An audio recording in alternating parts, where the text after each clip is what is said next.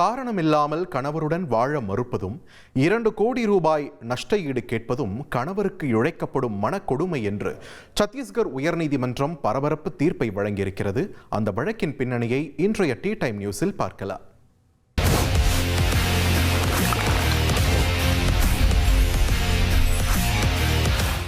அரவிந்த், சொல்லுங்க. காலத்துல divorce case நிறையவே அதிகரிச்சு போச்சு. ஆமா, அவங்க நியூஸ்ல விசித்திரமான கேஸ்லாம் இருக்கு. இல்ல ஆவுன்னா டிவோர்ஸ்ன்றான், கோட் அவுட்டா டிவோர்ஸ். அப்புறம் எனக்கு பிடிக்காத கலர்ல சட்டை போடுறான், சென்ட் அடிக்கிறான்ற மாதிரி டிவோர்ஸ். வினோதமான காரணங்கள். அதாவது அப்படி டிவோர்ஸ் பண்ணி விட்டா கூட ஓகே. இன்னும் சில கேசஸ்லாம் இருக்கு.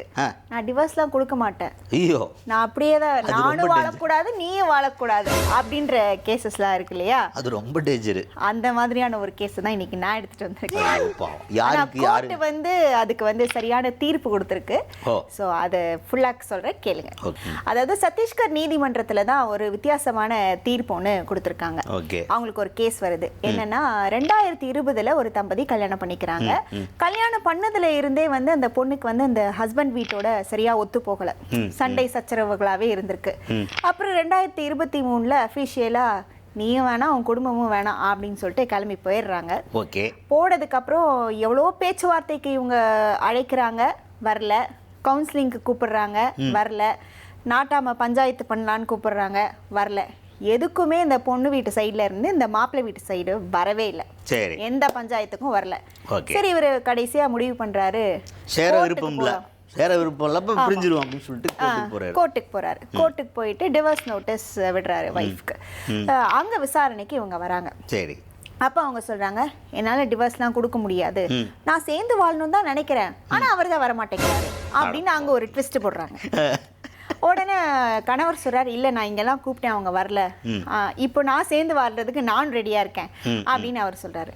அப்ப அவங்க சொல்றாங்க, இல்ல நான் சேர்ந்துலாம் வாழ முடியாது, அப்படியே எனக்கு 2 கோடி கொடுத்தாதான் உனக்கு நான் டிவோர்ஸ் தருவேன் அப்படின்னு ஒரு டிமாண்ட் வைக்கிறாங்க. ஓகே, அலுமினி அமௌண்ட் வரணும்ன்றதுதான் பிளான்.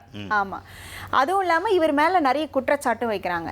என்னன்னா இவர் இப்பதான் டிவோர்ஸ் அப்ளை பண்ணியிருக்காரு, அதுக்குள்ள மேட்ரிமோனில அடுத்த பொண்ணு பாக்குறதுக்கு இவர் ஆரம்பிச்சிட்டாரு, இவர் ரெஜிஸ்டர் பண்ணிட்டாரு, அவைட்டிங் டிவோர்ஸ் அப்படின்னு சொல்லிட்டு போட்டிருக்காரு. இப்படி எல்லாம் இவர் பண்ணா இவர் கூட நான் எப்படி வாழுவேன் அப்படின்னு ஒரு கேள்வியும் வைக்கிறாங்க அவங்க. உடனே அவைட்டிங் டிவோர்ஸ் தானே போட்டிருக்காரு, டிவோர்ஸ் வாங்கிட்டோன்னு போடலையே. கிராஸ் கொஸ்டின் கேட்பாங்க போல நீதிமன்றத்துல. அப்ப கேக்குறாங்க. அப்ப கேட்கும்போது தான் இவங்க ஸ்ட்ராங்கா சொல்றாங்க, நான் டிவோர்ஸ் கொடுக்குற ரெடி தான், ஆனா எனக்கு 2 கோடி ரூபாய் வேணும் அப்படின்னு சொல்லி கேக்குறாங்க. இதுக்கு நீதிமன்றம் என்ன சொல்றாங்க அப்படின்னா, உனக்கு 2 கோடிக்காக தான் இப்ப நீ டிவோர்ஸ் கொடுக்காம நீ அலக்கழிச்சிட்டு இருக்க அப்படிங்கறத அவங்க புரிஞ்சுக்கிட்டாங்க. நியாயமான கேள்வி. ஆமா, புரிஞ்சுக்கிட்டு இனிமே இந்த தம்பதியை நம்மளால சேர்த்து வைக்கவும் முடியாது. ஏன்னா 3 இயர்ஸ்க்கு மேல இவங்க பிரிஞ்சு இருந்துட்டாங்க. இதுக்கப்புறம் நம்ம கட்டாயப்படுத்தி இவங்களை சேர்த்து வச்சாலும் அது நமக்கு பிரச்சனையா முடியும். அதே மாதிரி அவங்களுக்கு ஜீவனாம்சம் கொடுக்கணும். ஆனா 2 கோடி கொடுக்குற அளவுக்கு கணவர்கிட்ட அவ்வளோ வெல்த் இல்ல. சோ அதனால அவருக்கு 10 லட்சம் ரூபாய் அவருக்கு கொடுக்கலாம் அப்படின்னு சொல்லிட்டு முடிவு பண்ணலாம் அப்படின்ற மாதிரி. தம்பதியினருக்கு குழந்தை இருக்கு, குழந்தை எதுவும் இல்ல. குழந்தை இல்ல. அப்ப அது வரைக்கும் ஆரம்பத்துல இருந்தே சண்டை சச்சரவு, எங்க குழந்தைக்கு போறது இல்ல. சில கப்பல் சண்டை சச்சரவுலாம் இருந்தாலும் பேபி ஃபார்ம் ஆகும். பேபி பிறந்ததுக்கு அப்புறம் அந்த பிரச்சனைலாம், பேபி ரொம்ப பாதிக்கப்படும். அதுக்காக கேட்டேன், குழந்தைகள் பாதிக்கப்படுறாங்க அப்படின்னா அந்த மாதிரி எதுவும் இல்லைன்னா நம்ம தான் உனக்கு நான் கொடுக்க மாட்டேன், டிவோர்ஸ் கொடுக்க மாட்டேன் டார்ச்சர் பண்ணிருக்காங்களே.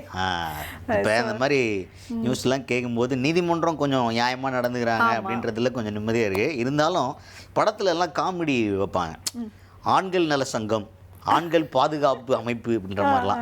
அதெல்லாம் உண்மையிலேயே கொண்டு வர வேண்டிய ஒரு காலகட்டத்துக்கு வந்துட்டோம் அப்படிங்கிற மாதிரி தான் இருக்குது. ஏன்னா குற்றச்சாட்டு ஈஸியாக வச்சிடறாங்க. லேடிஸ் ஒரு கேஸுன்னு போகும்போது டக்குன்னு அவங்க என்ன பண்ணுறாங்கன்னா, இவர் சரியில்லை. தீர்ப்புக்குமே நிறைய நீதிமன்றமே பெண்களுக்கு சாதகமாக தான் நிறைய கேசஸ் வரும்.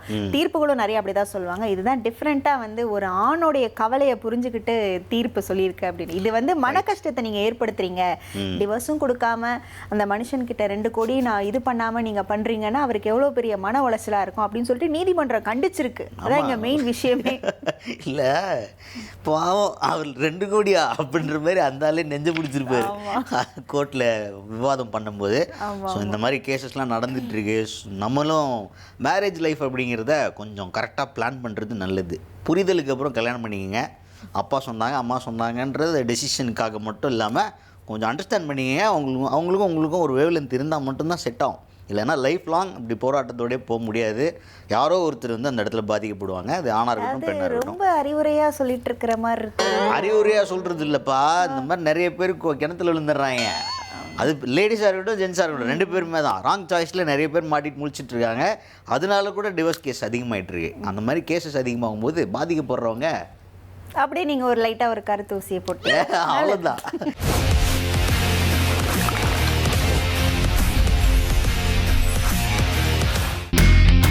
இனி செல்லும் இடமெல்லாம் செய்தி. தந்தி டிவியின் வாட்ஸ்அப் சேனலை ஃபாலோ பண்ணினா செல்ல இருக்கும் இடமெல்லாம் செய்தி. இதோ QR கோட் இப்பவே ஸ்கேன் பண்ணுங்க, ஃபாலோ பண்ணுங்க.